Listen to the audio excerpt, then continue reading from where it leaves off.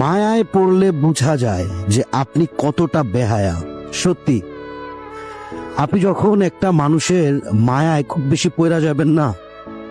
তখন নিজেকে এতটাই উচ্চ স্তরের বেহায়া বানায় ফেলেন যে আসলে আপনি তখন নিজেও বুঝেন না যে আপনি যে কতটা বেহায়া। কারণ একটা মানুষকে যখন আপনি সত্যিকার অর্থেই মন থেকে খুব বেশি ভালোবাসবেন, খুব বেশি সম্মান দেখাবেন, খুব বেশি থাকে না যে হ্যাঁ ও আমার কাছে একটা বেস্ট ইম্পর্টেন্ট পার্ট, তখনই ওই মানুষটা হঠাৎ করেই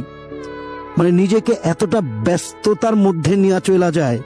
এবং খুব বেশি অন্যরকম একটা সিচুয়েশন সে নিজেই ক্রিয়েট করে, এবং দিন শেষে আমি খুব বেশি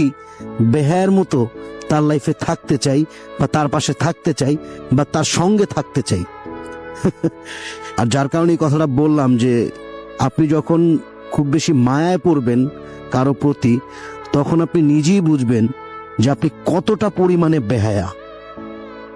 খুব বেশি বেহায়া ভাই। বর্তমান সময়ে এই কাজগুলো আমরা মানুষ খুব বেশি করি।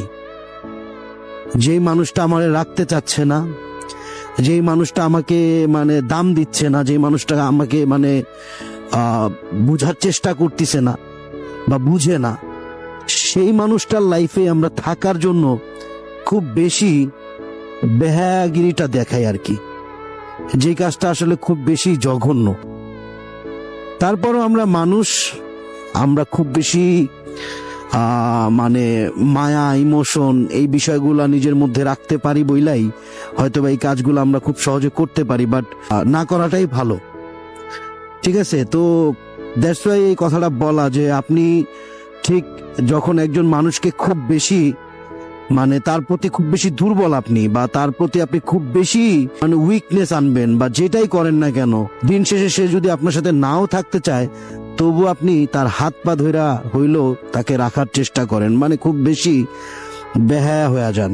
যেই কাজটা না করাই ভালো। ঠিক আছে, আর যার কারণে এই কথাটা বলা যে মায়ায় পড়লে বোঝা যায় যে একজন মানুষ কতটা বেহায়া হইতে পারে।